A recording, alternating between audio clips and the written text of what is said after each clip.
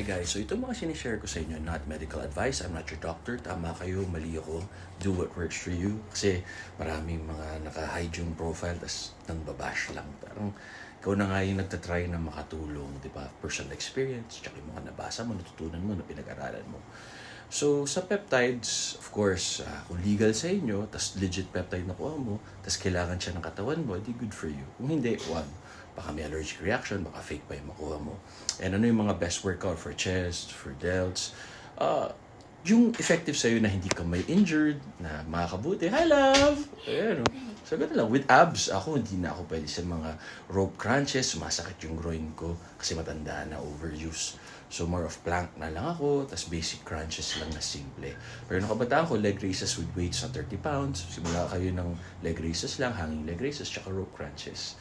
So, ganun lang, i-try nyo. Tas, wag puro tanong, gawin nyo mag-workout tayo, kayo mag-workout. Okay, so buong buhay ko, nati ako, natural. Never ko pa na-try mag-steroids, takot ako sa injection, takot ako magpakuha ng dugo, takot ako sa dentista, takot ako sa doktor, takot ako sa derma, takot ako sa lahat.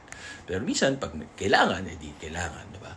So, no to steroids. Pero kung magaganyan kayo, consult your doctor kasi meron mga TRT para sa di ba, ikakabuti ng tao na kulang sa natural testosterone or sa babae pag nag-menopause yung natural estrogen nila. So, do what works for you. Yun lang talaga yun. And consult the experts na yan ang pinag-aralan, FDA approved. Sundan natin yung batas. Huwag tayo magmagiling. And minsan kasi nag-work para sa ibang tao, not necessarily mag-work para sa'yo. That's why you have to try and see if it works for you. Tama kayo, mali ako, not your doctor. Do works for you. Happy, healthy.